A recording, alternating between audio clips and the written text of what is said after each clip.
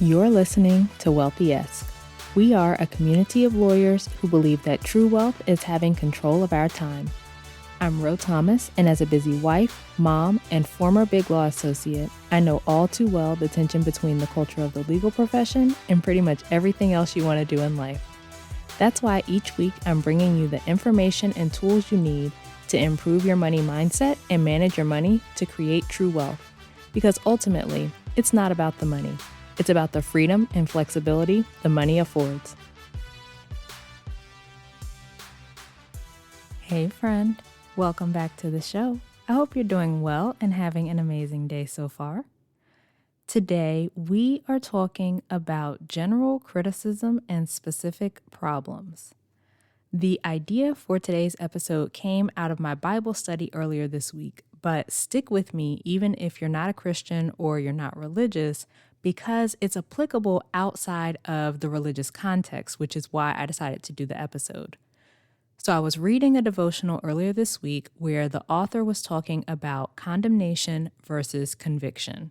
She defined condemnation as a false guilt that attacks your identity.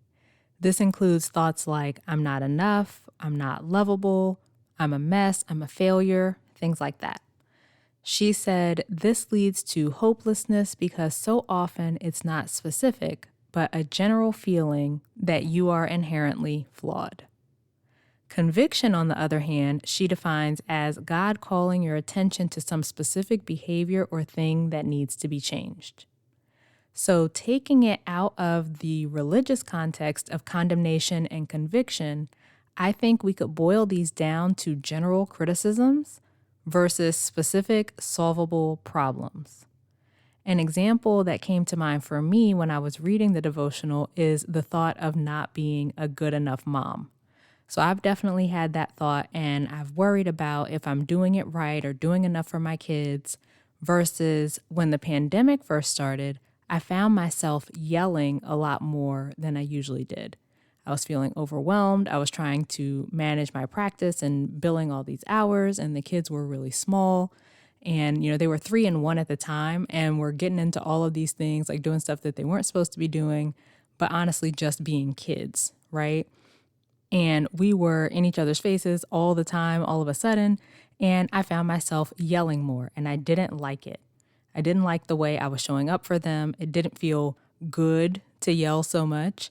And that was a specific behavior that I could change and find resources to help me with versus this general thought of not being a good enough mom with no solution for how to become, quote, good enough, or even what good enough means.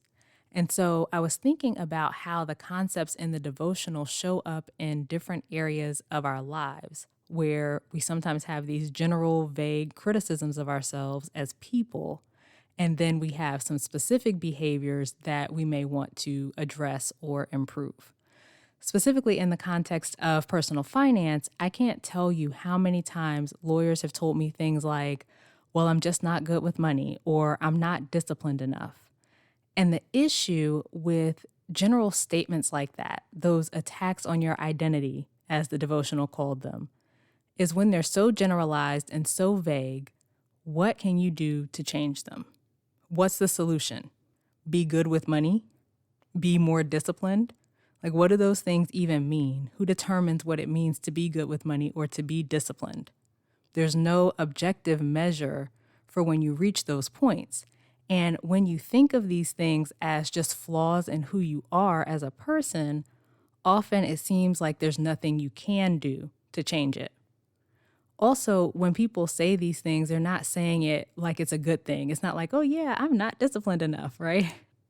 Like typically when you're saying those like general criticisms or like, you have those general vague criticisms of yourself, it's things that you don't like. And you may feel hopeless or discouraged and think there's no point in trying to do something different because this is just the way it is. That's obviously not going to lead to you doing the kind of work that you need to do in order to achieve your financial goals.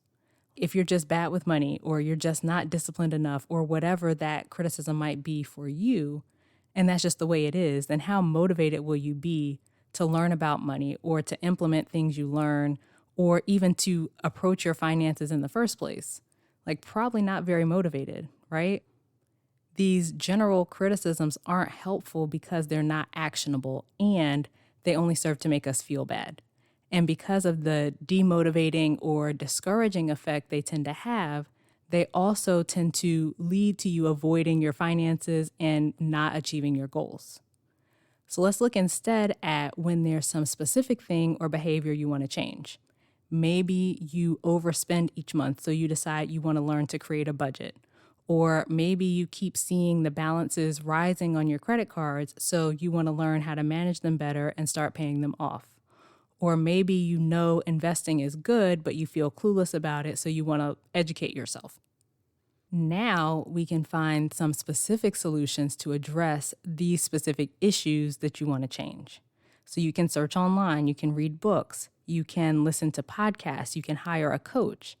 Because you have a specific problem you want to solve, you can find a specific solution. And so that's something that I want you to think about when you notice those thoughts about yourself and your money management habits coming up. Pay attention to if it's a general thought that's attacking the person you are, something about your identity, some vague criticism like not being good enough or not being disciplined enough, or if it's a specific issue that you can find an actual solution for. And I think you can even identify specific things within some of those vague general criticisms sometimes. For example, if you dig deeper on a criticism like I'm bad with money and ask yourself why, then you might come up with some specific things that you want to address. So it might be like, well, I don't have a budget, I overspend, I don't have savings, I don't know how much debt I have because I've been avoiding it. And then those are specific things that you can change. Like you have something specific that you can work on and you can find resources to help you learn to budget or to learn how to save or to actually look at your debt and figure out a plan for paying it off.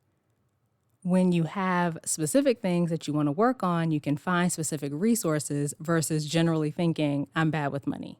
That's just the way it is. It's who I am. And then not having any idea where to go from there. This whole discussion goes back to something we've talked about many times before with really paying attention to the way you think about money and about yourself. We often just take our thoughts as true, but I'm bad with money or I'm not disciplined enough or any of those general criticisms we have about ourselves are not objective facts. They are thoughts. They are opinions, and you can choose whether or not you believe them. The more specific things you might want to change are more likely to be based in actual data. So I spent more than I made last month, or I have X amount in savings, or I have Y amount of debt. Those are facts that you can prove, but there also likely are some opinions mixed in there about that data. The difference, though, is the specific things have a specific solution you can implement to address them. They are solvable, whereas the general criticisms are not. So I want you to notice which type of thought you tend to have. Is it the general vague, something's wrong with me kind of thought? Or is it the specific thing I want to change kind of thought? And as you notice the general thoughts, you can start redirecting yourself away from them. And then as you notice the specific ones, you can find solutions to help you address those things. And whether you have general criticisms about yourself and your finances, or you want to learn specific money skills to solve specific problems, I can help. I will teach you how to question those criticism thoughts, and I'll also teach you the skills you need to manage your finances with ease. So your first step is scheduling your complimentary consultation at rothomas.com/call.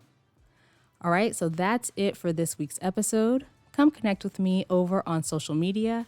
I am most often on LinkedIn. I'm Ro Thomas over there, and on Instagram at I am Ro Thomas. Subscribe to the show and leave a review, both of which help more people to find it. And please take a second to share with a friend who you think would find this information useful. As we close out, friend, I pray that you recognize that those general vague criticisms that sometimes pop into your head aren't objective facts. I pray that you identify solutions to address any specific things you want to change and that you actually implement them.